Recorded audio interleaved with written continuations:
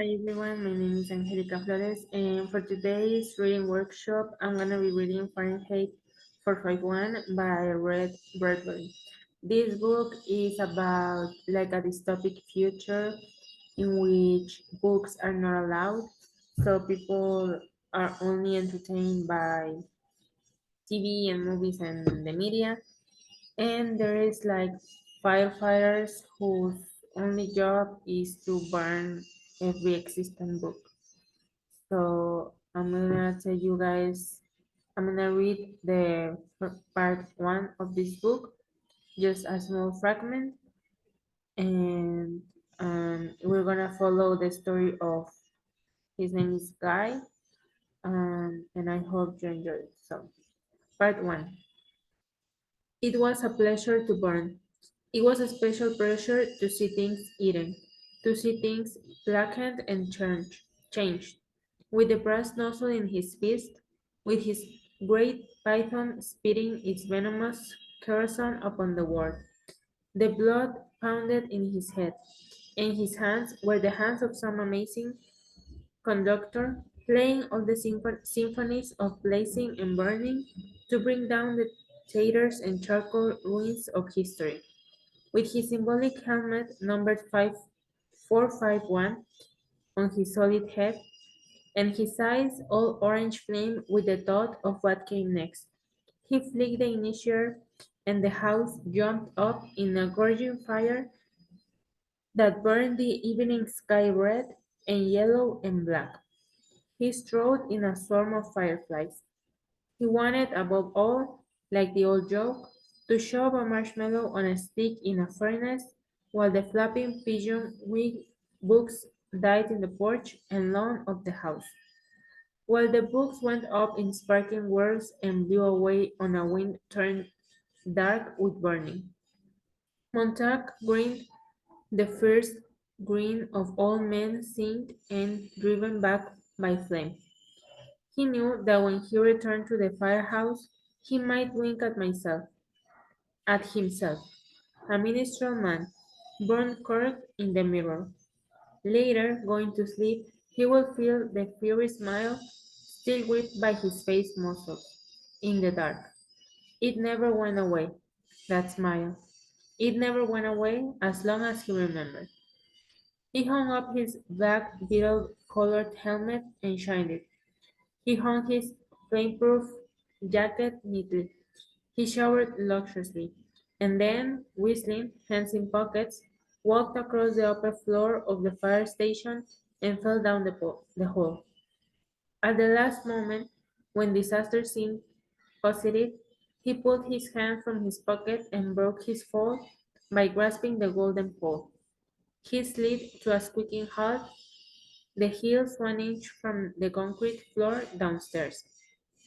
He walked over the fire and along the midnight street, the fire station, and along the midnight street toward the subway where the silent, air-propelled train slid soundlessly down its lubricated flue in the earth, and let him out with a great puff of warm air to the cream-tiled escalator rising to the suburb. Whistling, he let the escalator waft him into the still night air. He walked toward the corner, thinking little at all about nothing in particular. Before he reached the corner, however, he slowed as if a wind had sprung up from nowhere, as if someone had called his name.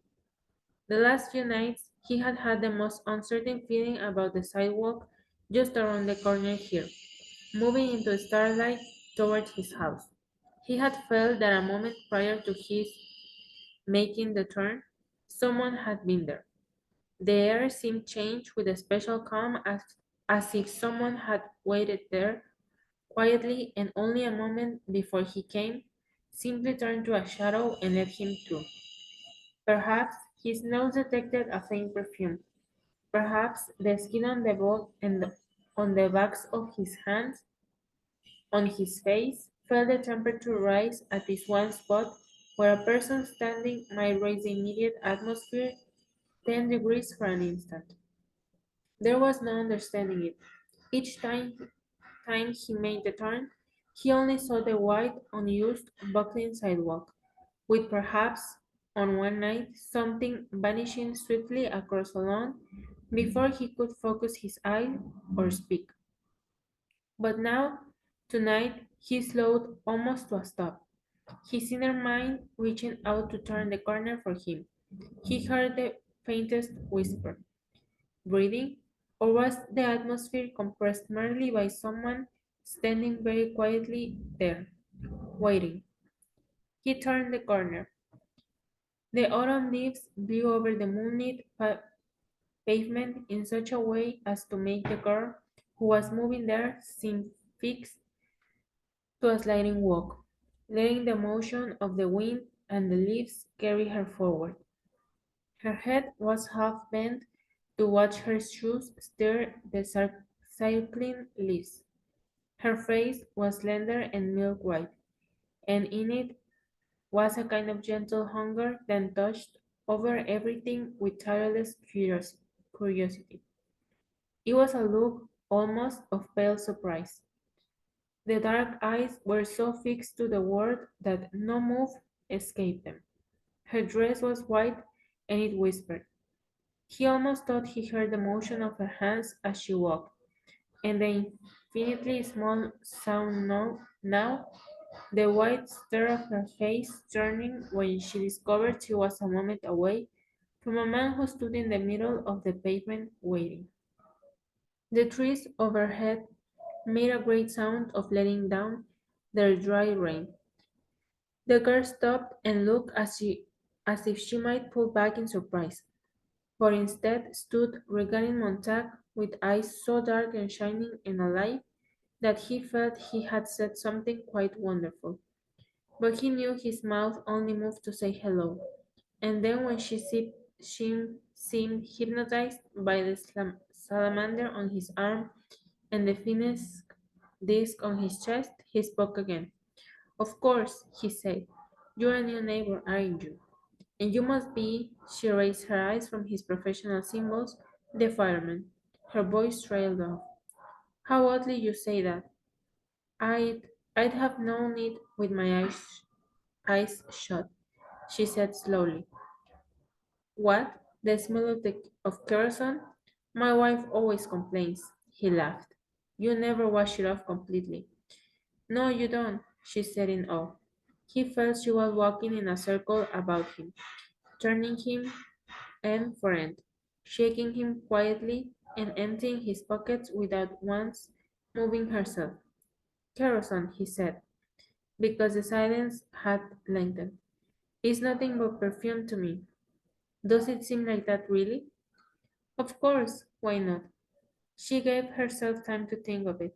I don't know. She turned to face the sidewalk, going toward their homes. Do you mind if I walk back home with you? I'm Clarice McClellan. Clarice, Guy Montag. Come along. What are you doing out so late wandering around? How old are you?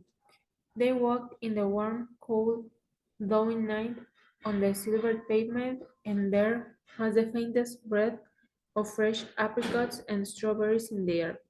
And he looked around and realized this was quite impossible so late in the year. There was only the girl walking with him now, her face bare as snow in the moonlight, and he knew she was working his questions around, seeking the best answer she could possibly give.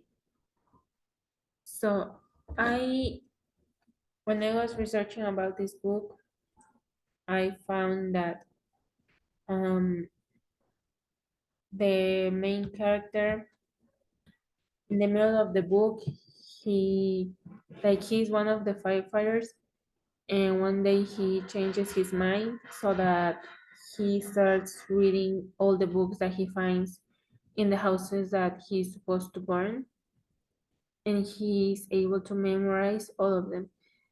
So he becomes part of like a rebellion which is trying to bring the books back and help people read and stuff.